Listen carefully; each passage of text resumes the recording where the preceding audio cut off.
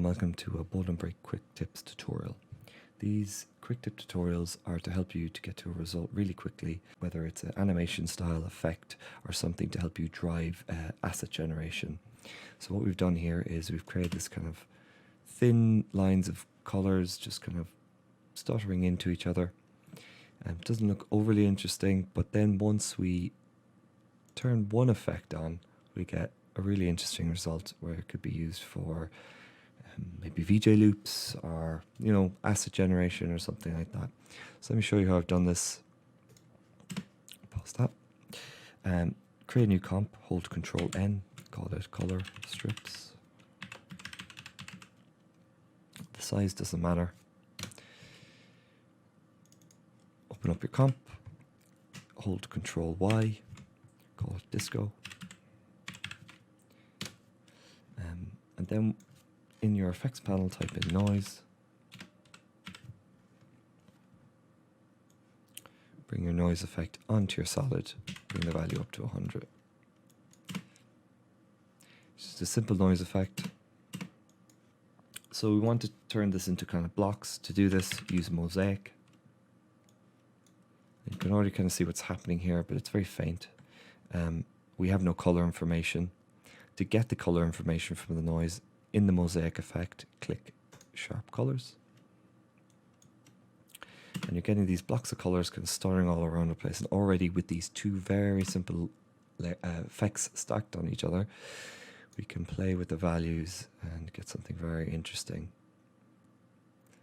So just put your horizontal blocks up to 150 and keep your vertical blocks at 1.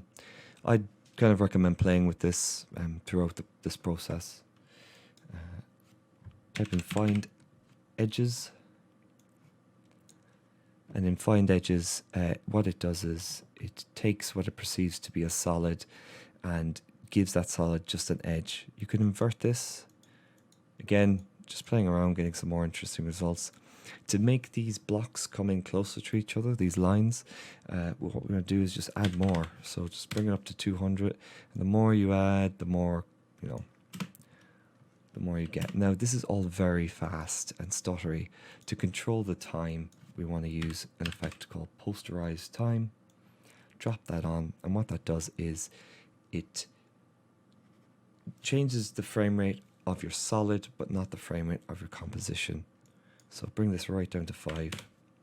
Again, kind of a value you can play with to get the look and feel you want. To get to the VJ loop look, type in CC, Kaleido, and you get this kind of really cool kaleidoscope. To keep things clean and to explain how layers stack and how After Effects renders the effects panel. The final effect in the effects panel is the bottom one. So CC Kaleido is the last effect After Effects sees in this effects panel, and it will use that as the final treatment all over its effects. We don't really want that. To keep things clean, we want the final effect to be affected by posterized time, so we have full control over how fast the animation is. So to change that, we hold Control left bracket, and that will be the kind of the effect that affects all the effects under it, because the effects in After Effects are layered within this panel. Now you can really explore kind of styles and treatments here. You know, you could keyframe this here, the rotation, and you're getting something really kind of warpy and psychedelic. Just press Control Z to undo that. And you can just play with the values and effects to get your own look or what you like, and you get to a result really quick.